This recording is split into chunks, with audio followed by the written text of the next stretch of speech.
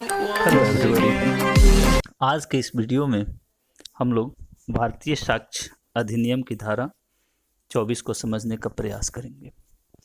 भारतीय साक्ष्य अधिनियम की धारा 24 यह कहती है कि किन परिस्थितियों में अभियुक्त द्वारा किया गया कोई संस्वीकृति या कन्फेशन जो है असंगत है। तो चलिए हम भारतीय साक्ष्य अधिनियम की धारा 24 को देखते हैं।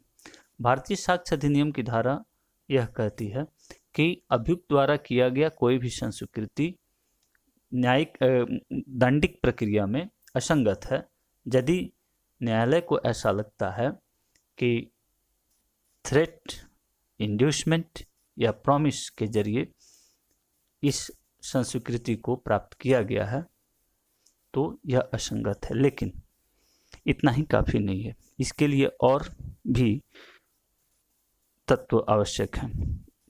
इसमें 3 शब्द महत्वपूर्ण हैं भारतीय साक्ष्य अधिनियम की धारा 24 में। वह है थ्रेट, इंड्यूसमेंट और प्रॉमिस। इसे हम लोग संक्षिप्त में TIP कहेंगे, यानी T से थ्रेट, I से इंड्यूसमेंट, P से प्रॉमिस। अब हम इसे पुनः समझने का प्रयास करते हैं कि यदि कोई अभियुक्त कोई संस्वीकृति करता है और वह संस्वीकृति कोई थ्रेट, इंड्यूसमेंट या प्रॉमिस के आधार पर करता है तो वह असंगत है। लेकिन जो यहाँ TIP है, यानी जो थ्रेट, इंड्यूसमेंट और प्रॉमिस है, इसमें 3 तत्व मौजूद होने चाहिए। वह 3 तत्व क्या हैं कि ये जो TIP है वो अभियुक्त के विरुद्ध जो आरोप है उससे उसका ताल्लुकात होना चाहिए, उससे ताल्लुक रखना चाहिए। दूसरा, यह TIP किसी अधिकारी द्वारा दिया गया हो।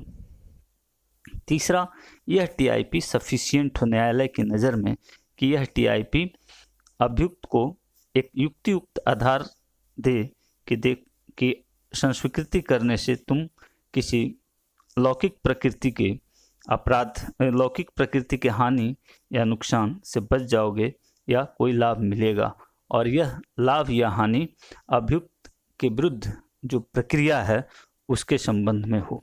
इसको समझने के लिए हम लोग एक उदाहरण लेते हैं। यदि कोई अधिकारी अभियुक्त से यह कहता है कि तुम यह बता दो कि चुराई हुई सामान कहाँ है, तो मैं आश्वस्त करता हूं कि मैं तुम्हें जेल नहीं जाने दूंगा। इस इंड्यूसमेंट को देखते हुए, इस इंड्यूसमेंट के मद्देनज़र अभियुक्त संस्वीकृति करता है तो वह संस्वीकृति भारतीय साक्ष्य अधिनियम की धारा 24 के तहत असंगत है,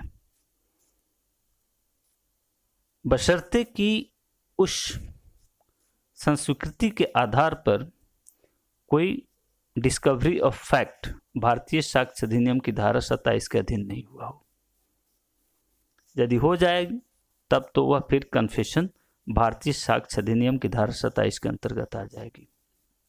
तो हम यह मानकर चलते हैं कि कोई डिस्कवरी ऑफ फैक्ट नहीं होता है। तो हम पुनः उस उदाहरण को देखते हैं।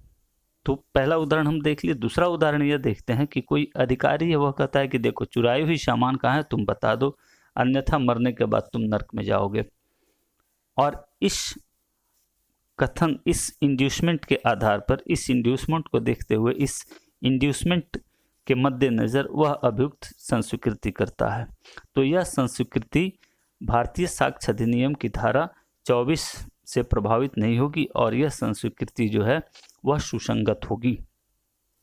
परंतु भारतीय साक्ष्य अधिनियम की धारा 28 एक तरह से धारा 24 का अपवाद है और भारतीय साक्ष्य अधिनियम की धारा 28 का स्थान भारतीय साक्ष्य अधिनियम धारा की 24 के तुरंत बाद होना चाहिए। कारण कि भारतीय साक्ष्य अधिनियम की धारा 28 यह कहती है कि थ्रेट, इंड्यूसमेंट और प्रॉमिस से जनित जो प्रभाव है, अभियुक्त पर जो प्रभाव पड़ा है, यानी थ्रेट, इंड्यूसमेंट और प्रॉमिस से अभियुक्त पर जो प्रभाव पड़ा है उस प्रभाव को पूरी तरह से हटा दिया जाए और उसके बाद अभियुक्त कोई कन्फेशन करता है तो वह कन्फेशन सुसंगत है। यानी कि भारतीय साक्ष्य अधिनियम की धारा 24 के तहत यह बात होनी चाहिए कन्फेशन में कि वह कन्फेशन वॉलंटरी हो। अब सवाल खड़ा होता है कि हम किसी कन्फेशन को वॉलंटरी कब कहेंगे? तो कोई भी कन्फेशन यदि थ्रेट, इंड्यूसमेंट और प्रॉमिस से फ्री हो तो वह कन्फेशन कहा जाएगा कि वॉलंटरी है। यदि न्यायालय यह पाले कि हाँ कन्फेशन वॉलंटरी है, तब दूसरा सवाल खड़ा होता है कि क्या यह कन्फेशन सत्य है। यदि यह दोनों प्रश्नों के उत्तर सकारात्मक आते हैं तो फिर वह कन्फेशन पर भरोसा किया जा सकता है और कन्विक्शन भी किया जा सकता है। हाँ, इसमें एक रूल ऑफ प्रूडेंस भी है। कभी कभी न्यायालय कोरोबरेशन भी देखती है कि क्या इन अपराधों का कोरोबरेशन होता है या नहीं। खासतौर से यदि हालिया एक केस में आलोकनाथ दत्ता के केस में, जो वेस्ट बंगाल का केस था, जो संभवतः 2007 की है, उसमें सुप्रीम कोर्ट, माननीय उच्चतम न्यायालय द्वारा यह कहा गया कि कन्फेशन के लिए 3 बातें होनी चाहिए। पहला कि वह कन्फेशन वॉलंटरी हो, दूसरा कि वह कन्फेशन ट्रुथ हो, तीसरा कि उसका कोरोबरेशन हो। यदि यह पाया जाता है तो फिर वह कन्फेशन जो है मान्य है।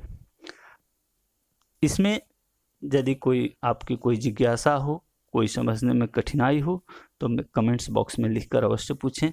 यदि इस वीडियो को सुधारने के लिए आपके पास कोई सुझाव हो तो ज़रूर शेयर करें, और यदि यह वीडियो पसंद आपको आई हो तो लाइक करें, शेयर करें, कमेंट करें और सब्सक्राइब करें। धन्यवाद।